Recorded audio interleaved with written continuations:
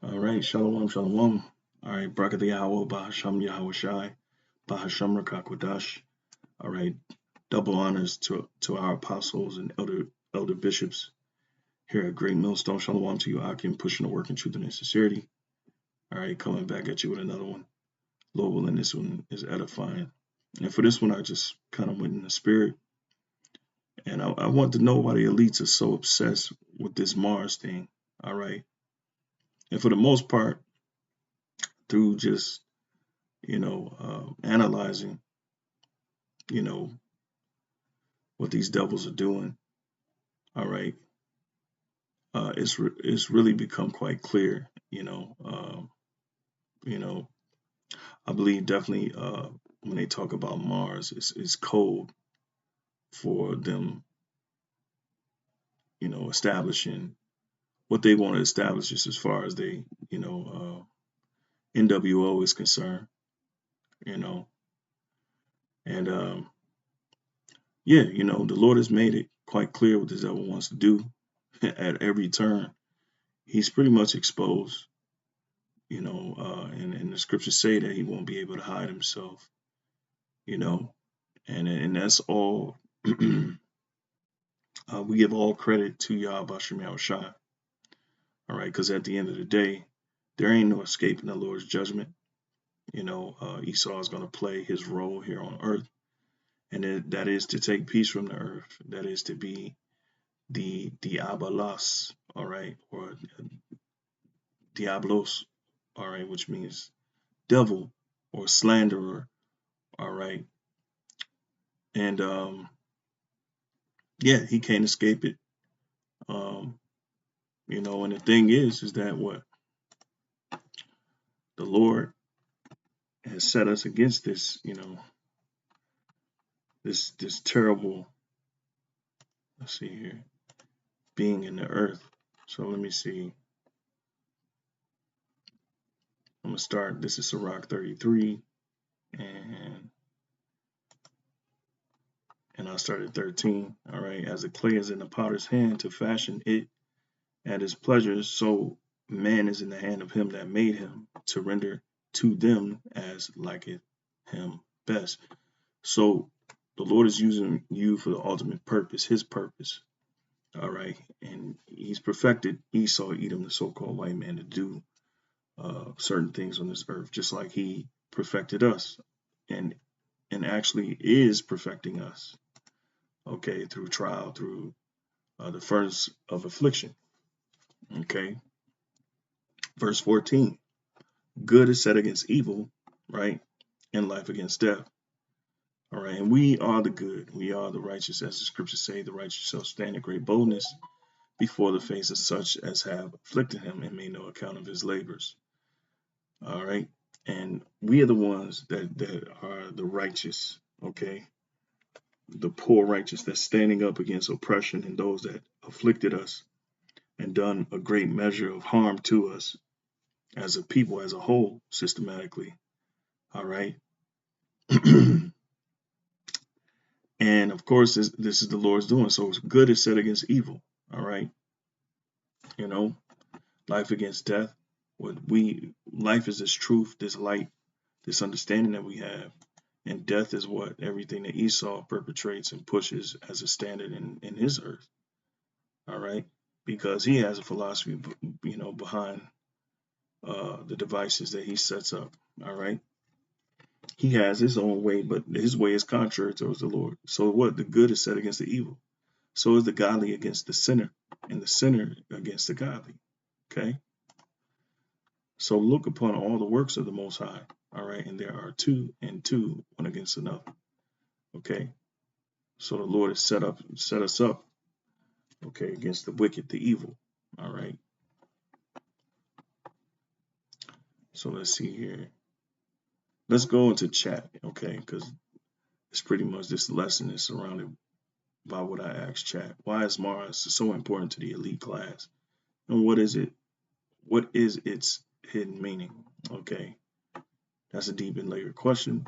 Mars carries symbolic, mythological, astrological, and strategic meanings that have made it significant to ruling or elite groups throughout history and into the modern era.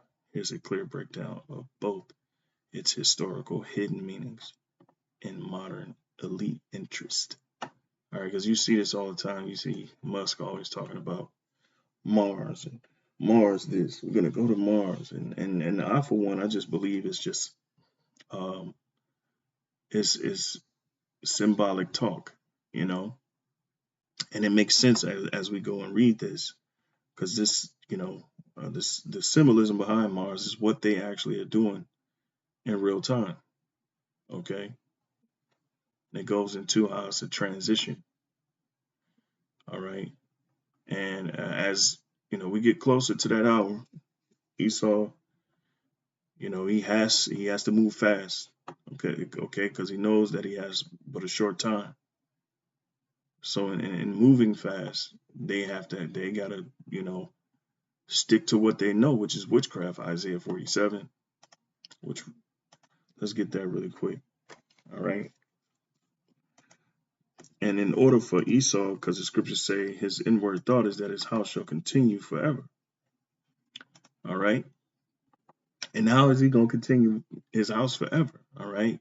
How has he established his house? First and foremost, he's established this society through deception. All right. Through ill-gotten gains, or as the scriptures say, Sirach, the 10th chapter. Let's see if we can pull it up really quick. Sirach, the 10th chapter. And it says, forgive me, I'm slow. 10 and 8 is just because of unrighteous dealings. All right. So Esau set up his society through unrighteous dealings. Okay. Injuries. Right. He forced injuries upon our people. And we know, all right, to what extent. All right. Not all, but we know for the most part, he dealt a serious blow to our people, in which they've suffered for centuries. Okay, due to that blow, it says, "And riches got by deceit." Right. So he used slave labor to build his wealth and pass his wealth down. Okay, to their descendants, and they didn't compensate their slaves. No. Okay, they didn't compensate anybody. They just came and was the devil. It says the kingdom is translated from one people to another. Okay, and that's what's happening. That's why Esau is moving the way he's moving, trying to ethnic cleanse the land, so to speak, trying to get rid of all the so-called black and brown, which are you tribes, you Israelites. All right. Okay, and so the Lord is on Esau's heels, man, because they're losing their kingdom. They're losing the ability to procreate and maintain their numbers in the earth. They're losing credibility, right? Which is a big blow. Nobody likes this devil, and he lost credibility. That's the Lord's doing. Okay, so what do they have to do? You hear a lot of the time they're talking about this talking point, Mars. We have to go to Mars, right? And it kind of don't make sense, but when you go into it, it starts to make more sense. So here, number one, it says mythological and esoteric symbolism of Mars. In ancient civilization, Mars wasn't just a planet, you see, and most people, that's what they want you to believe. Okay, it's just a planet. It says here it was a spiritual and political symbol. You see, that's why you see most of the people up top always talking about Mars, going to Mars, establishing, a society on Mars, terraforming and all this other stuff. Okay, that's symbolic talk, because it's impossible for them to even travel outside of the firmament, because they can't. They know this. That's why they stopped building those rocket ships that the expensive ones. And what are they building now? They're building, Musk is building rocket ships that, pretty much blast off. And the specialty of it is that it comes back in the atmosphere and it's able to land, you know? So you know what that's telling me? That's nothing more than an escape pod, okay? That's for an escape, all right? So he's been testing it out for years now. Why? Because ultimately we know what you're up to. We know the schemes. You want to run away when the Lord returns, and you want to be able to land that rocket ship, okay? You're not looking to, if you could, you would, but we know, you know, you ain't gonna be able to do that. You know yourself, you ain't gonna be able to do that. So here, Roman and Greek mythology, Mars, Roman, Ares in Greek, okay, was the god of war. So Ares is nothing but, or Mars is the adopted god, which was called Ares in the Greek. Okay, it says was a god of war, conquest, and masculine power. So what is Esau? How is he posturing himself in the earth right now? You know, they just coined the Department of Defense the Department of War, and said that they were going on the offense. They've been on the offense. They've always been on the offense. They've always been covertly doing something overseas in their foreign policy. All right, to sabotage nations and to just to destroy anyone that comes up against them. You've always been on the offense, but now you're more so on the offense because you're losing your kingdom. All right, and that's not our choice. That's the Most High's choice. You know, but your response is to what? To go against God, but not only Him, but to hold us as hostages while you on your masquerade of trying to dominate the world through technology. All right. So Mars represents strength, aggression, and empire building. All right. Essential traits for ruling classes that thrived on expansion and domination. So when you hear them talking about Mars this, Mars that, this is what they're talking about. Expansion and domination. Because what are they doing now? They're expanding. They're consolidating control. Mainly for the reasons of, when I believe they're spreading the troops around, so when things do get chaotic, they'll have their pieces already in play. For example, when there is a pandemic, all right, they might go house to house. They might displace whole communities and relocate them. All right, due to some type of crisis. All right, grid shut off, rationing, food, and all of that type of stuff. All right. And I'm just speaking on a little further down the line. Okay, we know that what they're doing is a show of dominance. It's a tactic, right? To is a tactic to put it in people's minds that they're here to stay. The intimidation behind it as well. All right, so they want people afraid, and they want to bring in this law and order, this police state, which that's what we live in now. You don't live in a democracy, obviously, because they're overriding the so-called Constitution. All right.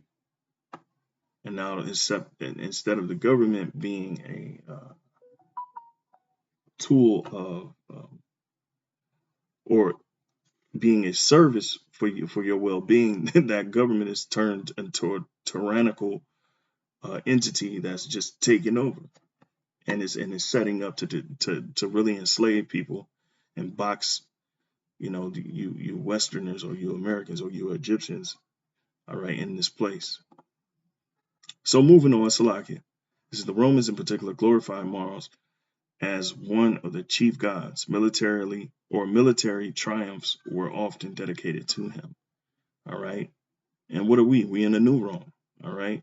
His deadly wound was healed. Okay. So hidden meaning, Mars symbolizes power through conflict. Okay.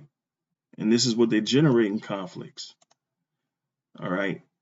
And it's not a national emergency for them to be putting troops in strategic places like they are. Crime is down some places, and people are like, what's going on here? But it's just showing you the dominance, the cruel Lord. All right. You become a dictator. We live in a dictatorship now. Okay. So it says Mars symbolizes power through conflict and the right to rule through force. Elite groups have historically aligned themselves with such symbols to justify or glorify their dominance. And that's what's happening.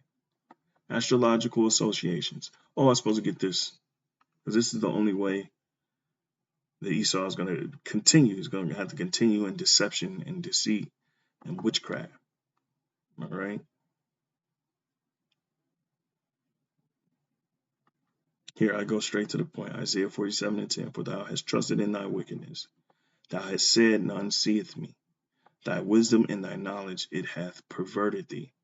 And thou hast said, in thine heart, I am and none else beside me. And this is how what these Edomites believe, that they're the only significant ones.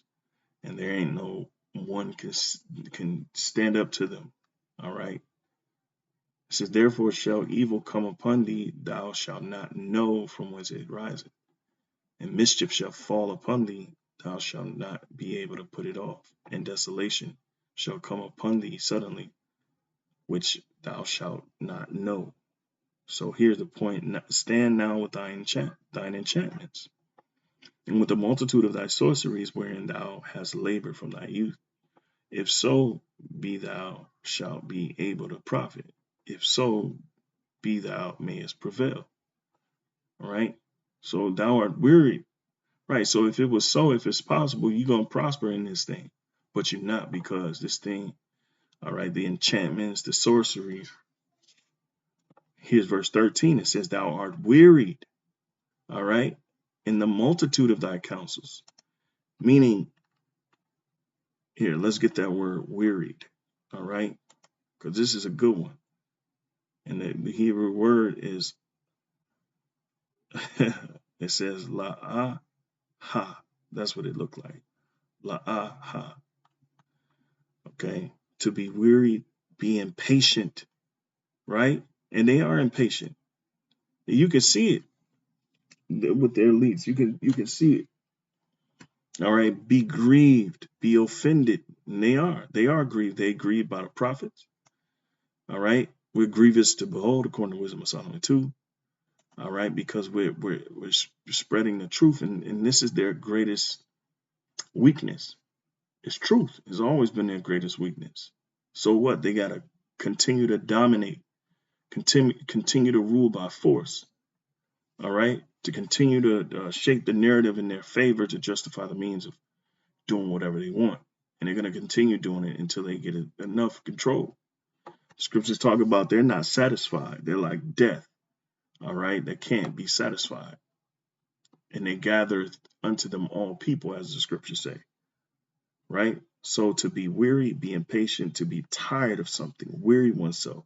So they're doing a lot of sacrifice. They're doing a lot of things, all right, behind closed doors, so that they could, continue on in their society. All right. Ultimately, to set up their new world.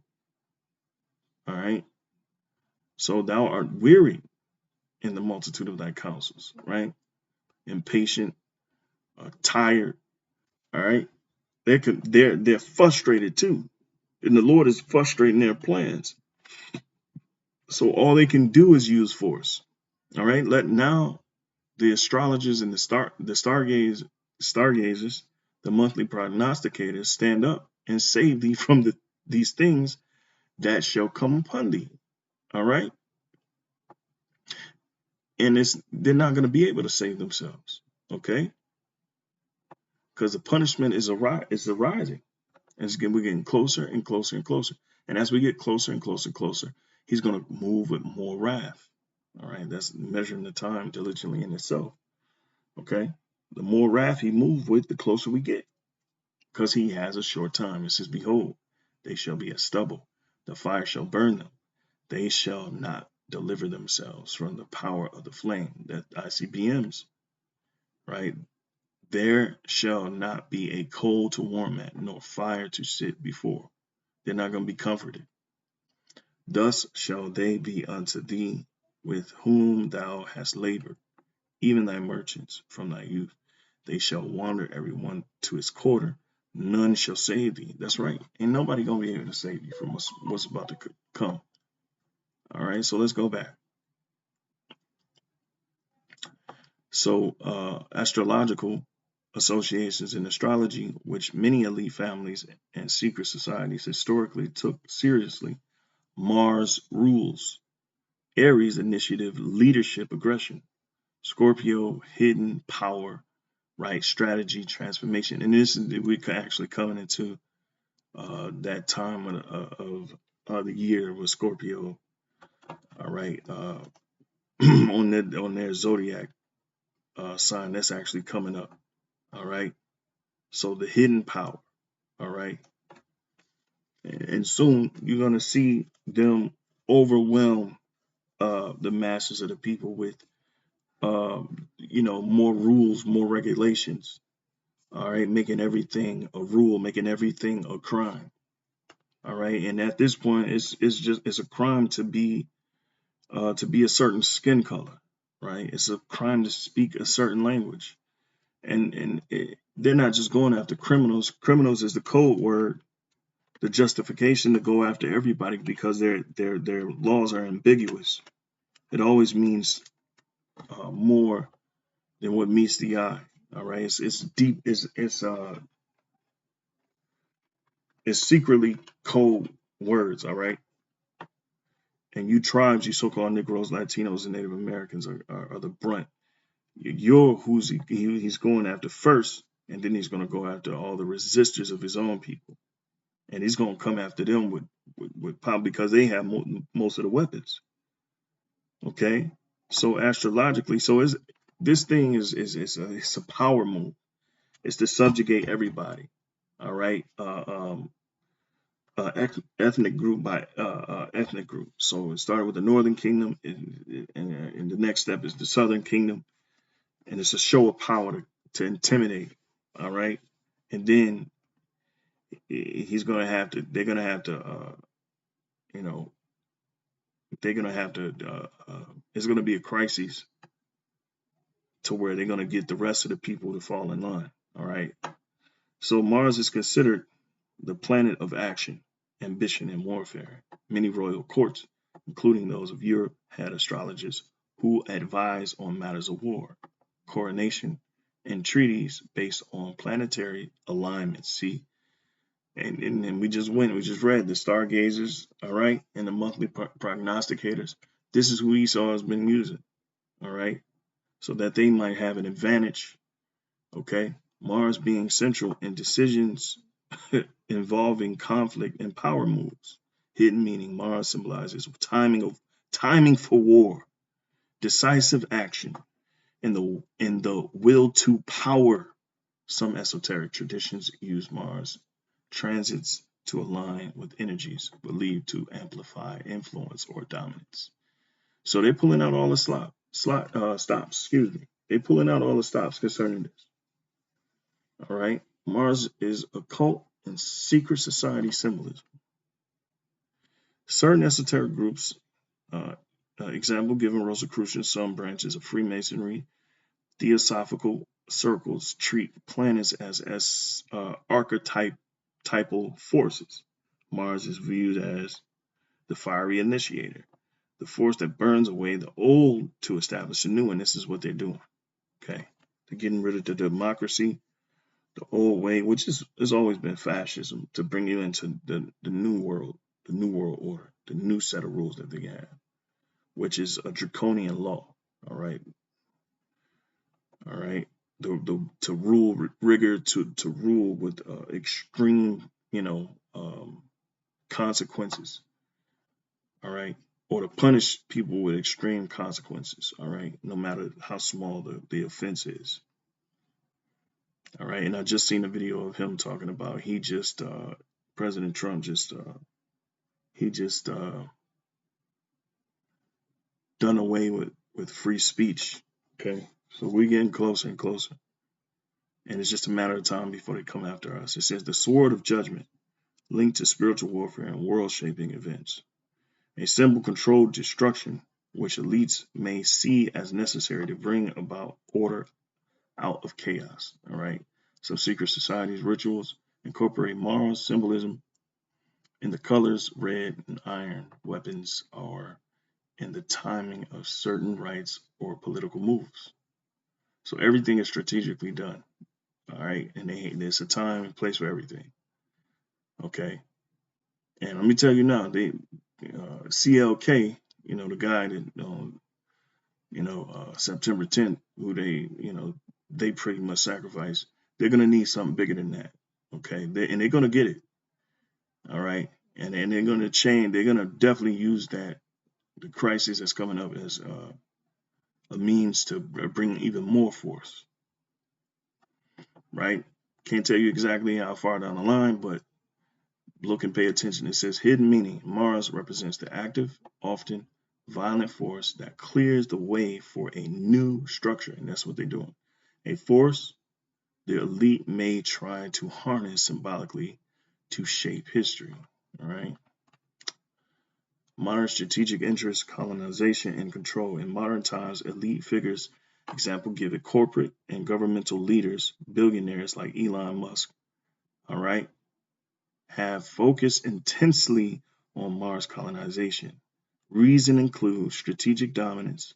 Whoever controls Mars in the future could dominate off-world resources, water, minerals, energy. Symbolic power establishing a human presence on Mars would mirror ancient empire building a new Rome on another world. All right. Scientific legacy being first to Mars guarantees a place in history. Elite groups often aim to cement their power not just on Earth, but in the cultural memory of humanity. Hidden meaning. Mars represents the next frontier of empire. So that's all they're talking about. When Elon talking about Mars this, Mars that, I'm gonna go to Mars. They know they can't go to Mars. But what are they talking about? They're talking about the next frontier of empire, right? What they're bringing in and how they're clearing out the way for the new, right? Which is a completely automated AI ran government with, the RFID chip practically being the centerpiece of it all. All right. And you can't function without taking that mark. All right. You can't function in their world. You can't buy and sell, as the scriptures say. Both physically and symbolically, just as ancient empires look to conquer new lands, modern elites view Mars as the ultimate new world to extend their influence. All right. So scriptural and prophetic perceptions or perspectives, optional biblical layer. While the Bible doesn't speak of Mars by name in a prophetic way, some interpret the red planet Mars is often called the god of war, as representing the spirit of war and conquest in the last days, because Esau is in that spirit of war and conquest. That's who he is. In the scriptures say he shall rule by the sword. All right. Revelation 6 talk about a great sword. All right. Matthew 24:6, and you shall hear wars and rumors of wars. Well, who's all starting those wars? Who's involved in those wars heavily? Primarily the so-called white men. Okay. So it's pointing out, you say Mars is not just talking about, it's not talking about a planet. It's talking about, it's symbolic. It's talking about their agenda for a new world war or a new world. All right. Revelation 6:4, which we can get that really quick. All right. Revelation 6:4, and there went out another horse that was red. That's Esau, Adawam, Edom in the Hebrew is Adawam meaning red. Okay. and power was given to him that sat thereon to take peace from the earth. Now, who's the individuals that has power to take peace from the earth? Who's the individual that constantly keeps or nation group that constantly keeps the world in war? Is predominantly the so-called white man. All right. It says, in that they should kill one another, and there was given in unto him a great sword. All right.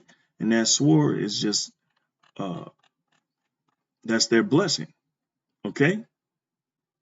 Greek word here for sword. Strong's G 3162, Machera. Machera. All right. And it says figuratively, war, judicial punishment, sword. And that's what's happening. And the scriptures talk about them speaking as a dragon, two horns like a lamb, and they spoke as a dragon. And the two horns like a lamb, right, represents the two-party system that presents itself as this savior, this helping hand, right? And we know a lamb is what? Subtle, that, they're humble, right? And this is how they present themselves in politics. Okay. But it says what? Let's get this lock in. And it shall speak as a dragon. 13 and 11. Yeah. Revelations 13 and 11. And I beheld another beast coming up out of the earth. All right. And that beast is what? The kingdom. All right. It represents a kingdom. Okay. It says, and he had two horns like a lamb. All right. Okay. And he spake as a dragon. Okay. Which dragon is synonymous with the word, the Greek word dracon. I think that's what it is too. Dragon, dracon. Yeah. A dragon, a great serpent, a name for Satan. Okay. And this is synonymous. Dracon is synonymous with Draco. Okay. So let's see here. Here, let me do this. Because Dracon, let's look up the word Draco. And we're going to get our answer, basically. Let me look this up. All right. This is what we need right here. See, dragon.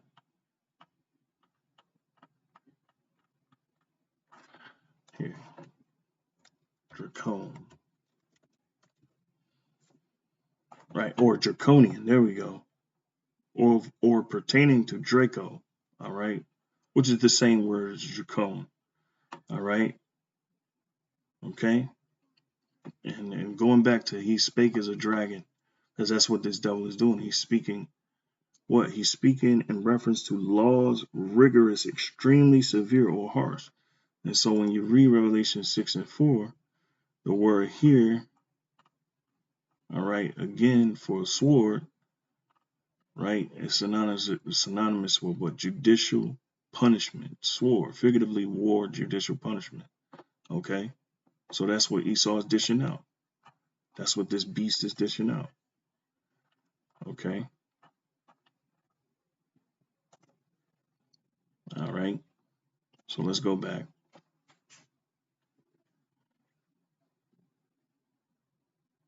Martian argument. They go left on this one, which, yeah, they go left on this one. All right. But, you read through the lines. All right. So the summary is, and then we're going to close out. Summary is Mars is important to elite classes because it symbolizes power, conquest, timing for decisive action, and the next stage of dominion. So that's all we at right now. And that's why I was like, why are they always talking about Mars? Why are they always talking about Mars? I always knew it was the god of war, but it kind of led me to ask chat, and kind of, chat goes a little bit deeper, and it kind of, lays out what they truly want to do and what they are doing, okay, concerning Esau. Okay, so, I mean, you shouldn't be the least bit, clueless to what's going on, okay? So, Lord willing, this was, edifying and it makes sense, you know. But, I know brothers touched on, the terminology before, you know. So it says, historically, this was expressed through myth and ritual. Today, it's manifests through space programs and technological ambition. Why space programs?